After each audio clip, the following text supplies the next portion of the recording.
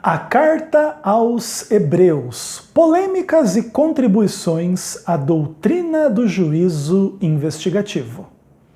Eu sou Ezequiel Gomes, você está no canal Vem Senhor Jesus e hoje nós estamos dando continuidade à nossa série a respeito da doutrina do juízo investigativo. Praticamente estamos terminando a nossa análise da Carta aos Hebreus, que é uma carta paradoxal dentro desse tema. Por quê? Porque essa é uma das cartas mais usadas para falar contra o entendimento adventista do juízo investigativo. Inclusive, eu mesmo fiz aqui um tutorial de como usar a carta aos Hebreus contra essa doutrina. Paradoxalmente, porém, como eu estava falando, essa é uma das cartas onde as bases da compreensão adventista mais estão explícitas e claras, inclusive em relação a algumas das questões mais polêmicas que o adventismo compreende em torno desse assunto, especialmente a ideia da necessidade de purificação das coisas celestiais ou do santuário celestial, conforme Hebreus 9, verso 23. Seja como for, eu creio que cumpri a minha função aqui no escrutínio da carta aos Hebreus. Li praticamente textos de todos os capítulos, fiz vídeos bastante grandes falando aí da soteriologia, de toda a tensão escatológica e soteriológica dentro da carta, e de vários temas polêmicos e interessantes, como a divisão do santuário celestial em santo e santíssimo, e coisas dessa natureza de uma forma geral, tá bom? Acho que foi assim um momento de bastante aprendizado. Poderíamos falar muito mais coisas a respeito de Hebreus. Existem inúmeras dissertações de mestrado, teses doutorais em torno da Carta aos Hebreus, que muitas vezes é lida de múltiplas perspectivas, e isso é interessante a gente saber e é importante a gente reconhecer isso, inclusive porque, né, no final das contas, e aí, Hebreus defende o juízo investigativo ou refuta o juízo investigativo? E em grande medida a resposta de quem está vendo depende muito dos seus pressupostos, depende muito da abertura do seu coração e da sua mente para algumas questões. Isso tanto do lado para defender ou do lado para atacar a noção do juízo investigativo, tá bom? E a gente vai aprendendo, crescendo, estudando, avaliando as questões da melhor forma possível e a gente praticamente então chega ao fim da nossa análise da Carta aos Hebreus.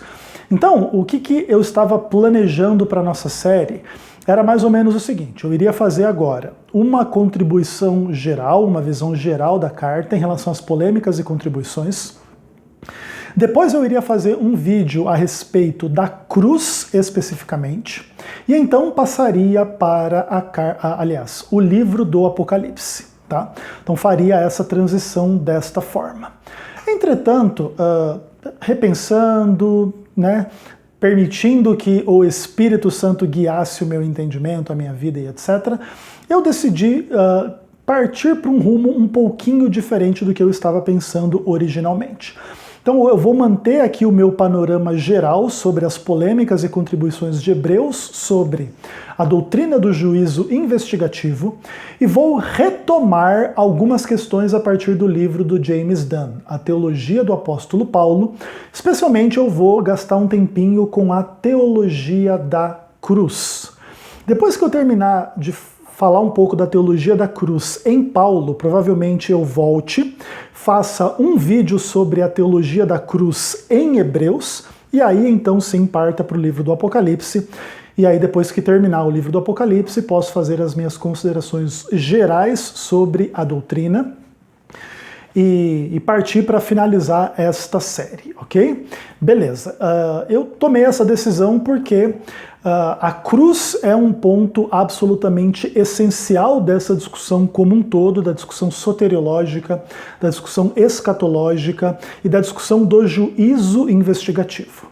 A crítica mais cretina que existe contra o juízo investigativo é que a doutrina é uma teologia anticruz, antigraça, que se levanta contra a cruz de Cristo. E a gente vai precisar tratar essa questão de forma detalhada, explícita, tranquila, com calma. Então vem aí alguns vídeos agora pela frente a partir do vídeo que vem, falando especificamente da doutrina da cruz, enfim. que é extremamente importante para essa discussão da teologia do juízo investigativo, tá bom?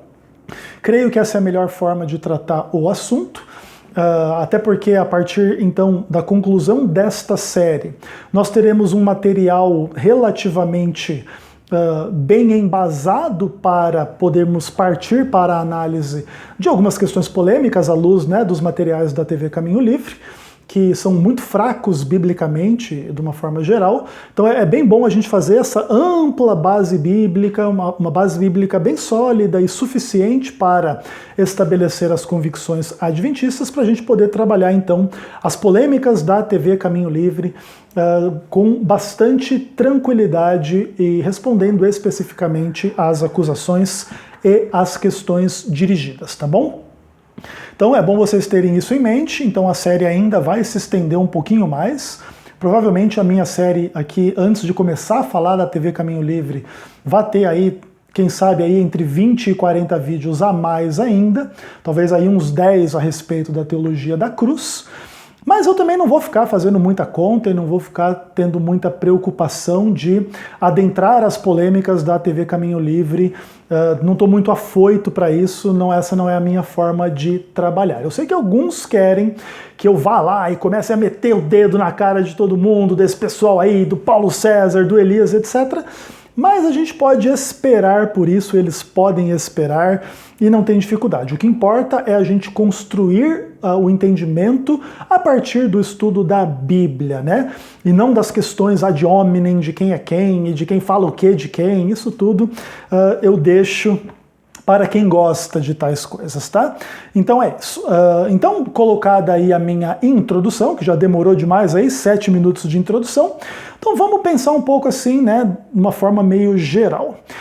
Dentro das polêmicas usadas na Carta aos Hebreus para falar contra o entendimento adventista, existe a noção da purificação já realizada, com, enfim, uma impressão de que ela já está completa a partir da morte e ressurreição de Cristo. Entretanto, respondi a esta questão e polêmica específica, apontando para o próprio texto da Carta aos Hebreus, que demonstra a noção da purificação da consciência das pessoas à medida que a história cristã se desenrola. Hebreus foi escrito por volta do ano 60, 70, né? Então já 30, 40 anos depois da cruz de Cristo, e ainda assim haveria de acontecer o quê? A purificação da consciência, né? Muito mais o sangue de Cristo purificará a nossa consciência de obras mortas para servirmos ao Deus vivo. Então veja, 30 anos depois da cruz, a consciência ainda estava sendo purificada. Então qualquer purificação já realizada, por exemplo, em Hebreus 1, verso 3, onde Cristo se assenta à destra da majestade, depois de ter feito a purificação dos pecados, não pode ser usada para fazer uma polêmica anti-juízo investigativo. A noção de que a purificação ela é contínua na história e ela inclusive conduz a um ápice de purificação dentro do contexto, por exemplo, do juízo final, cujo juízo investigativo é a primeira parte do juízo final, não tem nada de herético, uma vez que essa purificação toda em torno do juízo final é necessária para o cumprimento final e aí a gente superar a tensão escatológica nos eventos em torno da segunda vinda de Cristo. E até lá, o Espírito Santo purifica a nossa consciência mediante o sangue de Cristo.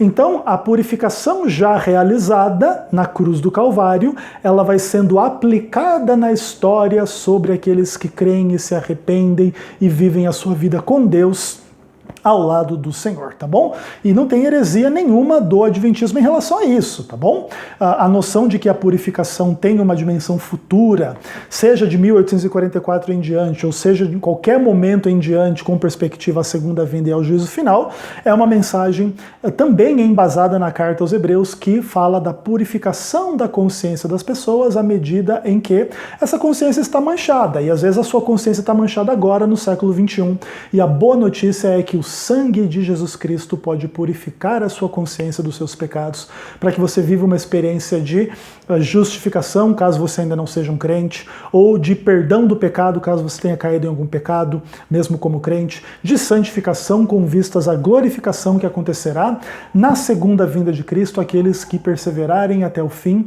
de acordo com os termos todos da carta aos Hebreus, tá bom? Maravilha.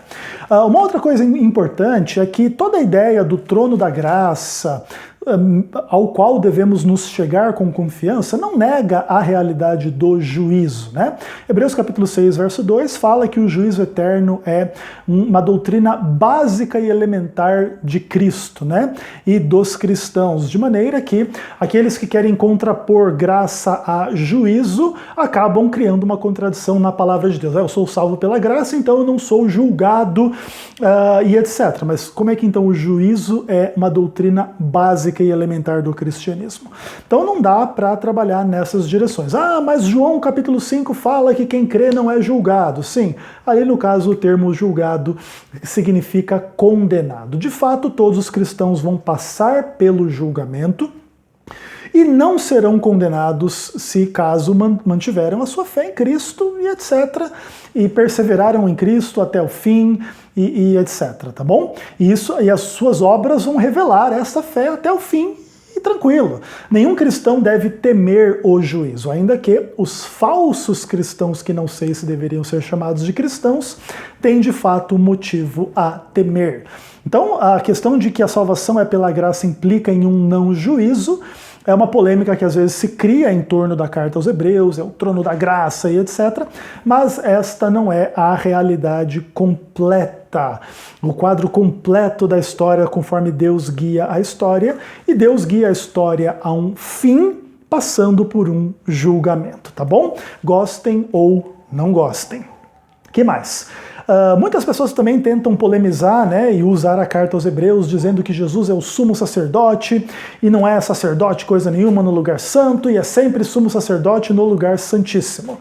E a gente demonstrou aqui, né, nos vídeos anteriores que sim, a carta aos Hebreus chama Jesus Cristo de sacerdote e de sumo sacerdote.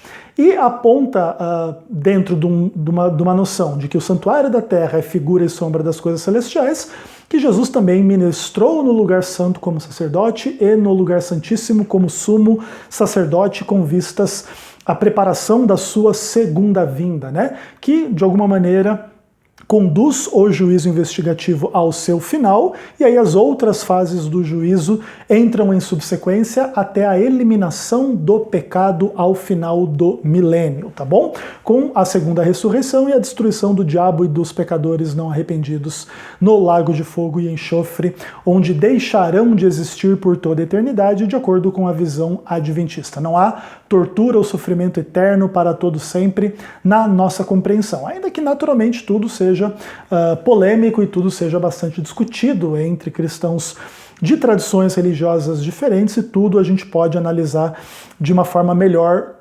no futuro, tá bom? Seja como for, a gente deixou clara esta dinâmica entre Cristo ser sacerdote no lugar santo e sumo sacerdote no lugar santíssimo, a partir especialmente de Hebreus 8, verso 5, onde se revela aí talvez o texto-chave, né, da contribuição de Hebreus para a doutrina do juízo investigativo.